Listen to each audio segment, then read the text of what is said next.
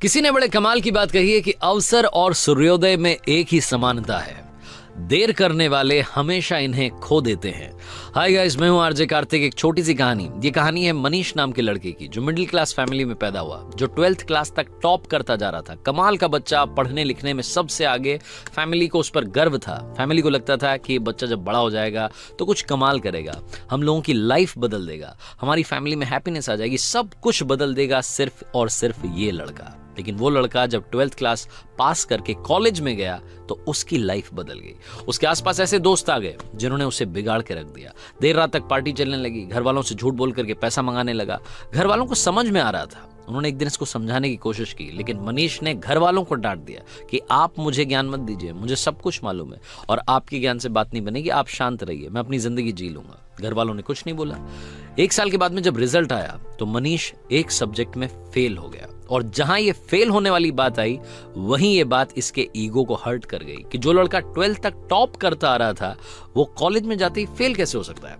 और ये जो फेल होने वाली बात थी इसके मन में, इसके दिमाग में इतना घर कर गई कि ये घर में बंद हो गया, एक कमरे में रहने लग गया, घर वालों से बात करना बंद कर दिया, दोस्तों के फोन उठाना बंद कर दिया, यहां तक कि बाहर आना जाना बंद कर दिया। मनीष धीरे धीरे डिप्रेशन का शिकार हो रहा था। ऐसा लग रहा था कि उसकी लाइफ में यहीं पर ही ब्रेक लग जाएगा, सब कुछ खत्म हो जाएगा।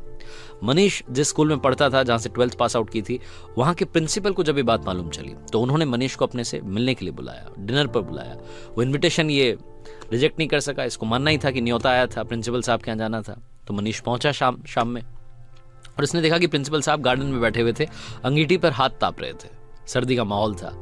ये भी जाकर के बैठ गया। उन्होंने पूछा कि क्या हालचाल है बेटा, क्या चल रहा है, तो कुछ नहीं बोला। 10-15 मिनट तक दोनों के बीच में बातचीत नहीं हुई।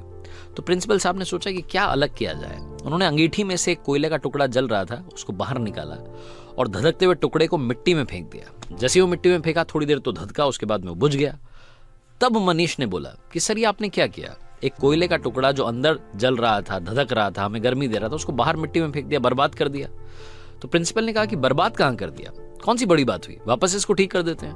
उन्होंने उस कोयले के टुकड़े को उठाया मिट्टी में से और वापस लाकर के अंगीठी में डाल दिया। फिर से वो टुकड़ा थोड़ी देर बाद जलने लगा, गर्मी देने लगा।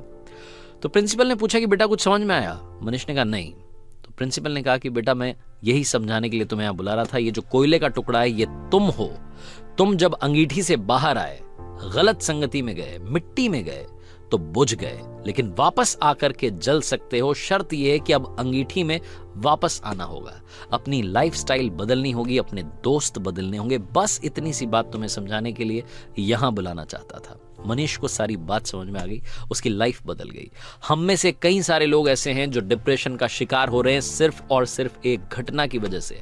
हो सकता है जिंदगी किसी मोड़ पर आप फेल हो गए हों और आपको लग रहा हो कि सब कुछ बर्बाद हो गया है, इससे आगे कुछ नहीं हो सकता। एक कोट मैंने पढ़ा था, मुझे बड़ा पसंद है, लाइफ गोज ऑन, जिंदगी चलती रहती है, so just keep going. Life goes on, so just keep going. चलते रहिए, सब कुछ अच्छा होगा, ये विश्वास रखिए। आरजे कार्तिक एक बार फिर आपसे कहेगा कि अगर फेल होना बहुत बड़ी बात है तो ऐसा मत सोचिए। फेल होने के बाद बाउंस बैक करना सबसे कमाल और सबसे जरूरी बात है। ऐसे कई सारे एग्जाम्पल्स हमारे सामने हैं जो फेल हुए लेकिन उन्होंने वापसी की। तो कम बैक करने के लिए तैयार रहिए, डिप्रेशन को टाटा बाय बाय कहिए और कर दिखाइए कुछ ऐसा कि दुनिया करना चाहे आपके जैसा। हर सोमवार सुबह 9:30 बजे मेरे चैनल पर देखिए एक नई कहानी।